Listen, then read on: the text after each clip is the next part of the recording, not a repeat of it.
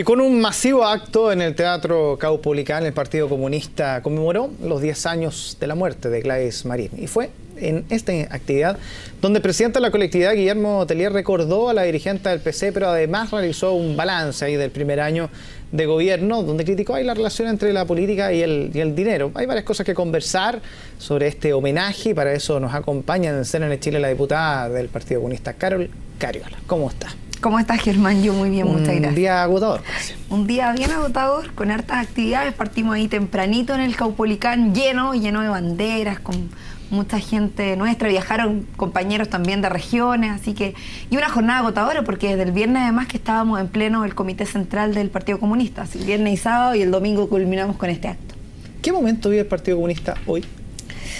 Yo creo que el Partido Comunista vive un momento que para nosotros por lo menos ha resultado muy alentador, un momento político importante, donde nuestros desafíos, donde nuestras propuestas políticas que hemos venido planteando durante muchos años, hoy día se empiezan a materializar como acciones concretas, como políticas públicas reales y concretas.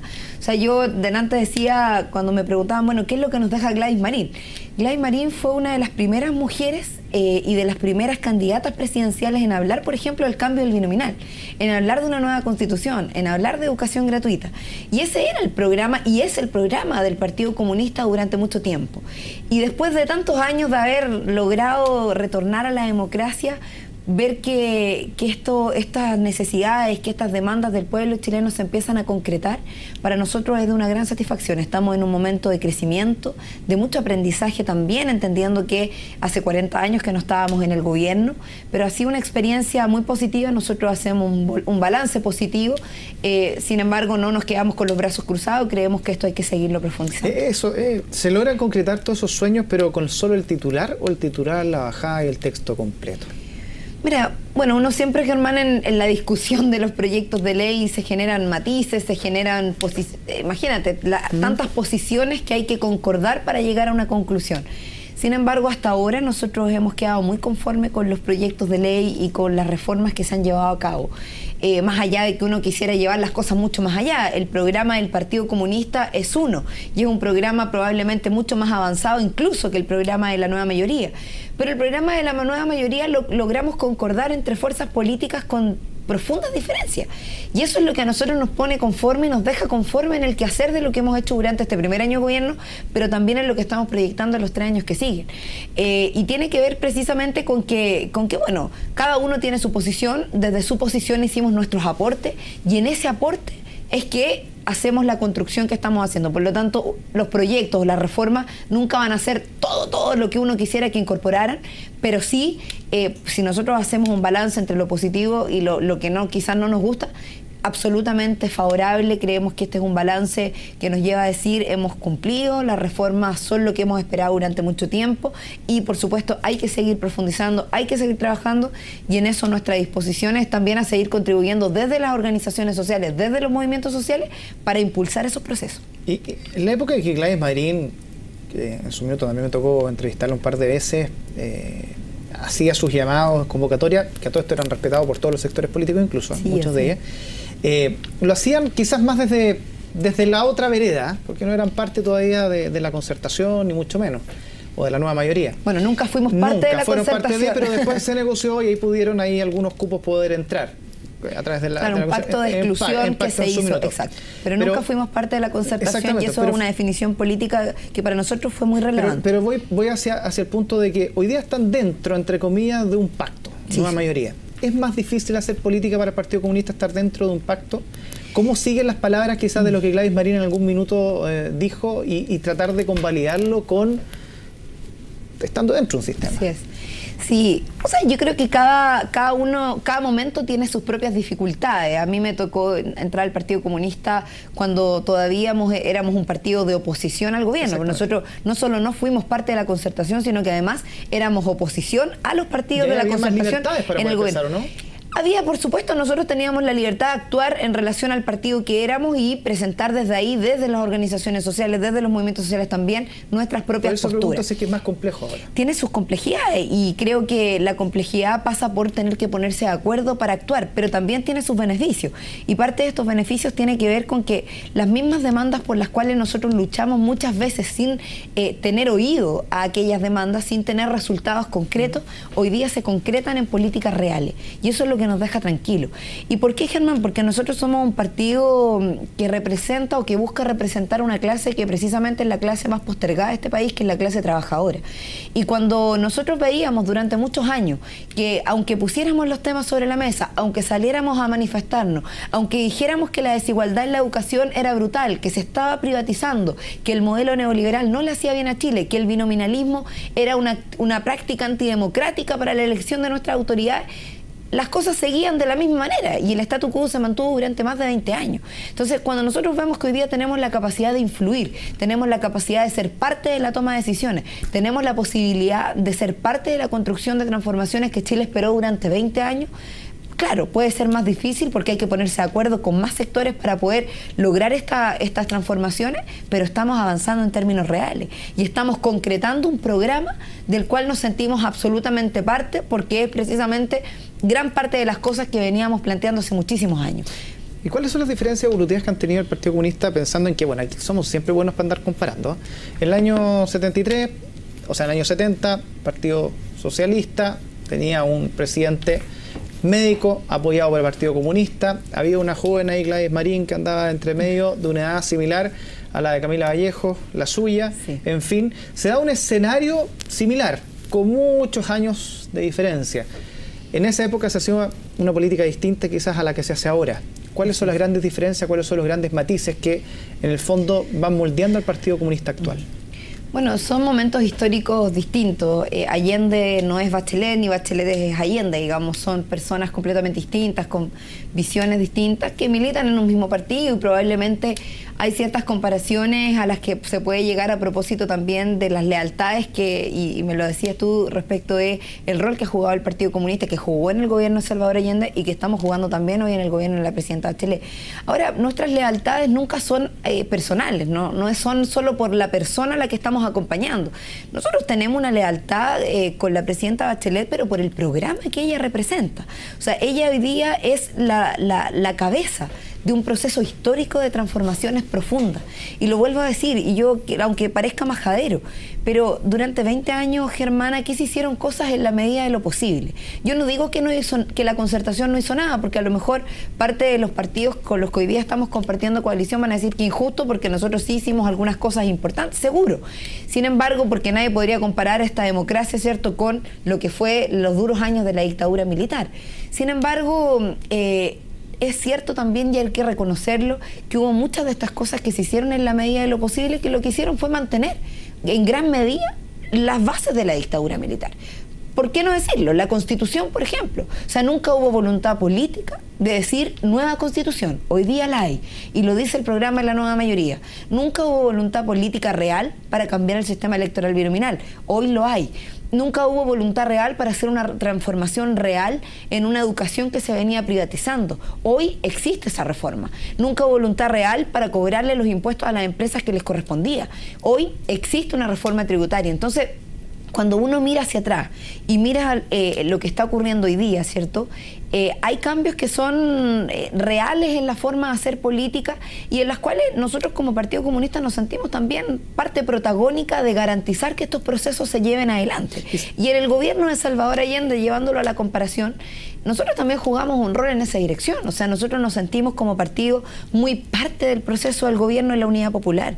No solamente en la construcción de su programa, sino que también en lograr el triunfo del presidente Allende, pero también en la defensa de un gobierno que estuvo permanentemente amenazado por la derecha.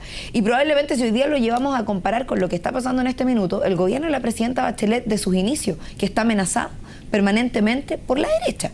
Ellos lo que han buscado permanentemente es torpedear los procesos de cambio. La UDI ha sido uno de los partidos más reaccionarios frente a la posibilidad de generar transformaciones que Chile ha venido esperando durante mucho tiempo, y en eso probablemente podríamos hacer una comparación. Yo espero que en esta época y en este momento histórico de nuestro país, la derecha política o cualquier sector que no esté de acuerdo con los procesos pueda entender que estamos en un momento democrático donde a veces se es mayoría y a veces se es minoría. Y que cuando eres minoría, sencillamente las posiciones de mayoría son las que van a primar. No como durante muchos años, finalmente las posiciones de minoría primaron o obligaron a posiciones de mayoría a tener que tomar ciertas decisiones. Ahora, este escenario, por supuesto que es diferente en términos de desestabilidad política de lo que se vivió en los años 70. ¿Ustedes ven que aquí fue un escenario parecido? No, nosotros vemos que es distinto, por eso digo que los escenarios son distintos. Pueden haber algunas coincidencias históricas, como decías tú, que uno pudiera decir, mira, bueno, la secretaria general de la J en esos tiempos era diputada, Gladys es diputada, o sea, en este caso yo también como secretaria general de la Juventud Comunista soy diputada también como Gladys. En fin, podrían haber algunas coincidencias, como mencionabas tú, pero claramente yo creo que pensar en que en este momento hay condiciones para una desestabilización política o para que algún sector político quisiera tomar el poder por la vía de la fuerza, por la vía, o sea, yo creo que estamos muy lejos de eso y espero que nadie siquiera esté pensando en algo así o que se le esté pasando por la cabeza, porque eso sería absolutamente rechazado, creo yo, por todo el país. Chile ya vivió y sigue viviendo todavía las consecuencias de una dictadura que fue brutal y claramente yo creo que este país no resistiría que un sector político quisiera tomarse el poder por la vía de la fuerza. O sea, eso es algo que por lo menos no está en nuestro imaginario. Esperamos que a nadie se le esté ocurriendo una cosa por el estilo y que prime la democracia. Aquí lo que tiene que primar es la democracia, la capacidad de los ciudadanos de tener mayor influencia y por eso nosotros también hemos reafirmado, por ejemplo, la necesidad de que la nueva Constitución sea hecha a través de una asamblea constituyente, que creemos que es un mecanismo de abrirle mayor espacio a la ciudadanía para empoderarse de estos procesos. Gladys Marín tenía una forma bien así potente de decir las cosas, sí. Me acuerdo, por las calles y por todos lados. Hoy día Guillermo Teillier señalaba esto de separar la política del dinero. Yo me imaginaba cómo Gladys Marín habría dicho o cómo habría salido a la calle a señalar o hablar sobre este tema. ¿Cómo lo hace el Partido Comunista hoy? ¿Cómo hoy día ustedes se plantean en ese tema? Siendo oposición al gobierno quizás les habría sido más fácil, pero estando dentro, ¿cómo se plantean en esa posición? Bueno, Gladys también varias veces se refirió a eso. De hecho, ella siempre fue bien categórica en plantear de que aquí había una derecha política que estaba siendo conducida por una derecha empresarial. Y en ese minuto quizás era parte del discurso de una izquierda que estaba fuera de la institucionalidad. Y algunos incluso hasta lo pensaron y dijeron, no, esta es una izquierda trasnochada que sigue planteando el vínculo de los empresarios con la política. Pero después de 20 años nos damos cuenta que no era ninguna idea trasnochada ni ninguna locura. O sea, lo que había ahí era una realidad. Y es una realidad que nosotros hemos venido denunciando durante mucho tiempo. O sea, el que haya partidos políticos que son mandatados o que son pauteados para hacer sus definiciones políticas, parlamentarias, sus votaciones por los empresarios que los financian, uno dice, bueno, ¿cuál es la relación? Y más que la política con el dinero, para mí aquí tiene que ver que la relación de la política con los negocios, la relación de la política con las grandes empresas, la relación de la política con el poder económico, que finalmente es el poder ese poder que ha operado durante mucho tiempo, que ha operado tras bambalinas de alguna manera para tomar decisiones y que les ha dado resultados. Nosotros ante eso nos hemos planteado de manera muy clara y tú me preguntas, bueno, ¿cuál es la posición siendo ahora parte del gobierno? Para nosotros aquí, y en eso hemos sido bien categóricos, esto tiene que medirse con una sola vara. Y por lo tanto, en esa disposición, todos aquellos que hayan usufructuado de las debilidades de esta institucionalidad que permite este tipo de cosas, o sea, también hay que recordarlo, aquí la institucionalidad que vigente, digamos, una institucionalidad que durante mucho tiempo permitió que este tipo de cosas ocurrieran y nadie las fiscalizaba, nadie las denunciaba, quedaban solamente ahí entre aquellos que tenían conocimiento de la situación. Hoy día la situación es distinta porque Chile es distinto también, porque Chile está mucho más alerta, porque tenemos un país donde los ciudadanos ya no se quedan con lo que aparece solamente en televisión o con lo que les dicen los medios de comunicación. Hay medios de comunicación alternativos, hay mayores mecanismos de fiscalización, la ciudadanía está atenta a que quienes los representan sean dignos de representarlo. Y ante eso nosotros como partido nos hemos planteado y hemos dicho claramente, acá la justicia tiene que operar en toda su expresión y por lo demás tenemos, y esta es una necesidad, que llevar adelante procesos de cambio dentro de la institucionalidad que no permitan que este tipo de cosas sigan ocurriendo. Porque acá no se trata de decir que se vayan todos o todos somos iguales, como trata de decir una ex candidata presidencial, Evelyn Matei, que decía todos los políticos al final somos corruptos. O sea, cuando ella plantea esto, precisamente es la desesperación de la derecha de no hundirse solos, sino que tratar de pescar todo lo que está a su haber y tratar de enlodarlo y de manchar, ¿cierto?, todo lo que está a su alrededor para poder decir acá son todos iguales, son todos corruptos, todos están manchados, todos tienen algo que ocultar. A mí me parece que eso no es correcto, es injusto, porque por lo menos nosotros hemos buscado y hemos hecho todos los esfuerzos por garantizar un actuar de probidad, por garantizar un actuar correcto, un actuar transparente frente a los roles que nos competen. De hecho, somos la única bancada completa, digamos, dentro del Parlamento que no tiene aportes reservados. Y eso para nosotros es un orgullo, no solamente por decirlo, sino que porque no es algo que haya sido una casualidad, digamos. Es porque nosotros no compartimos que existan aportes reservados, porque nosotros no compartimos que las empresas puedan financiar a los parlamentarios. Las personas pueden financiar campañas parlamentarias. Si yo quiero votar por alguien porque tengo una afinidad política, puedo ayudar en su campaña económicamente o participando de ella. Pero no así una empresa. ¿Por qué una empresa? Porque una entidad jurídica va a tener la posibilidad de definir quién es electo o quién no es electo, o quién tiene más financiamiento para su campaña o quién no tiene más financiamiento. Esa es una distorsión de nuestra democracia y lamentablemente la institucionalidad lo permite. Por eso creemos que aquí hay que de alguna manera atacar varias aristas, entre ellas la arista judicial, donde se investigue todo lo que haya que investigar, pero por otro lado también hacer mejoras institucionales para que esto no vuelva a ocurrir. ¿Y denuncias de parte de ustedes, los parlamentarios, de casos parlamentarios que eventualmente hayan utilizado este sistema de esa manera? Porque, a ver, claro, había muchas de estas cosas que se sabían, parece que en secreto a voces en el Parlamento. Y bastó con que ahora un fiscal y esto saliera públicamente para que esto se conociera. Exacto. Pero ¿qué pasa a nivel parlamentario? ¿Por qué esto no agarran la escoba ustedes mismos también y se aprovechan de barrer un poco? Sí, claro. Bueno, yo creo que ahí también hay que ser lo suficientemente responsables como para decir, no se trata de llegar y decir y acusar a cualquier persona, porque también eso es una irresponsabilidad. Si uno no tiene pruebas en sus manos para decir, mira, esta persona está involucrado en casos de corrupción o tal o cual persona ha hecho mal uso de los recursos, en fin, no es algo que uno pueda llegar y hacer. Pero nosotros por lo menos siempre nos hemos planteado en la posición de que la justicia haga lo que le corresponde. Aquí los poderes del Estado tienen sus roles súper determinados. Nuestro rol como parlamentarios es legislar, es tomar decisiones para generar marcos institucionales. En este caso la justicia, el Poder Judicial, tiene el rol de llevar adelante las investigaciones y juzgar a aquellos que tengan responsabilidades. Y lamentablemente la justicia no tiene en este minuto todas las herramientas para hacer justicia. Y esa es la responsabilidad que nos compete a nosotros. Y eso es lo que estamos haciendo hoy. ¿Por qué no tiene todas las herramientas? Bueno, porque por ejemplo los parlamentarios que no pueden renunciar cuando se ven involucrados en casos de corrupción. Entonces hoy día hay una sensación de que existe una cierta impunidad, por ejemplo, frente a aquellos parlamentarios, diputados y senadores que claramente que están involucrados, ¿cierto?, en algunos de los casos que se están investigando, y particularmente en el caso Penta, donde ya hay nombres identificados, y sin embargo uno dice, bueno, ¿y qué pasa con esos parlamentarios? O sea, hoy día asumen tareas en comisiones importantes, siguen legislando, toman decisiones, hacen opinión a la opinión pública como si nada, incluso sobre algunos temas vinculados, van a tener que votar las leyes. O sea, viene una ley de transparencia de la democracia y ellos van a tener la posibilidad de votar esas leyes. Entonces uno dice, chuta, ahí hay una contradicción. O sea, esos parlamentarios no pueden renunciar porque la Constitución no se lo permite, porque las leyes no lo permiten, pero además la ley, la justicia, no puede tomar medidas frente a esto cuando se ven involucrados en situaciones de cohecho, en situaciones de lavado de dinero, en fraude al fisco. O sea, hay situaciones que hay parlamentarios, y yo lo he dicho en varias oportunidades, que han sido acusados de fraude al fisco, han hecho una reparación voluntaria, ¿cierto?, entregando dinero al Estado, y han quedado absueltos de toda responsabilidad.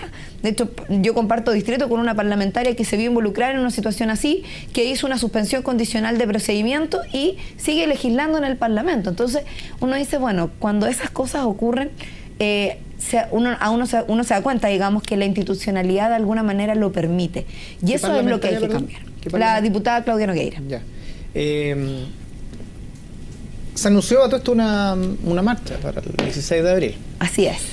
¿Van a andar en la calle o no? Bueno, nosotros hemos marchado... Esta pregunta es más sí. de fondo que solo el hecho de la calle. Lo digo porque acá hay un...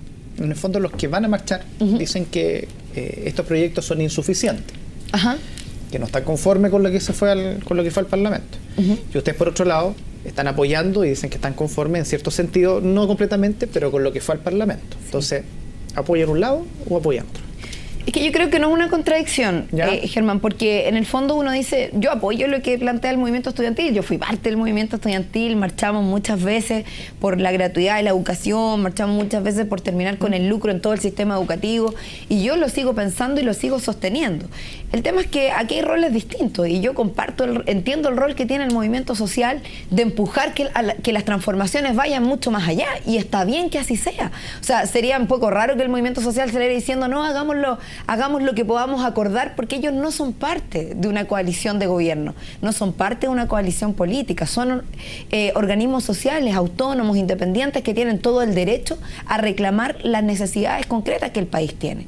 Pero eso traducido a la política, traducido a las definiciones en el Congreso, tienen otros ribetes, y que es un poco lo que yo te comentaba. O sea, la Comisión de Educación tiene 3 parlamentarios de la UDI, o 2 parlamentarios de la UDI, o 2 parlamentarios de Renovación Nacional, otros parlamentarios de la Democracia Cristiana, otros parlamentarios del Partido Socialista, del Partido Comunista, del parlamentario independiente.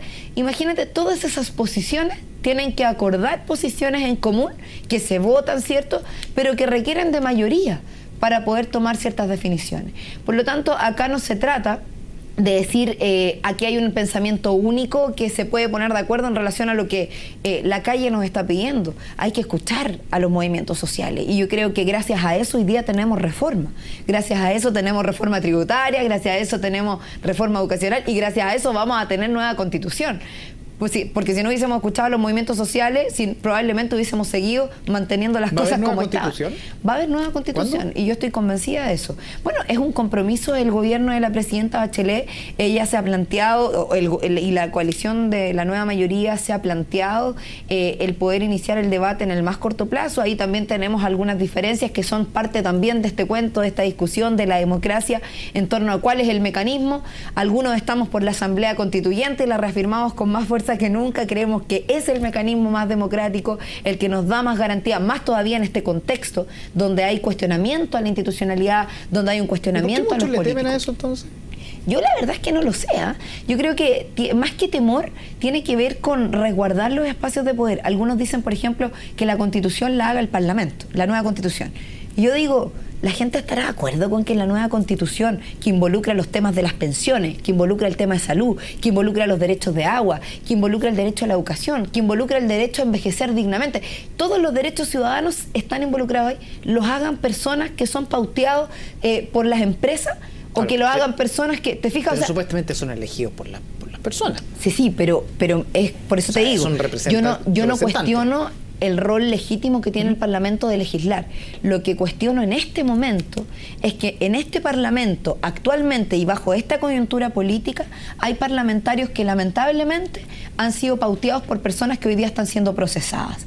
Por lo tanto, yo no podría imaginarme una constitución pauteada, por ejemplo, desde la cárcel. O sea, creo que eso no corresponde. Creo que aquí hay que pensar una constitución abierta, una constitución democrática, legítima, no solamente en su fondo, sino que también en su origen.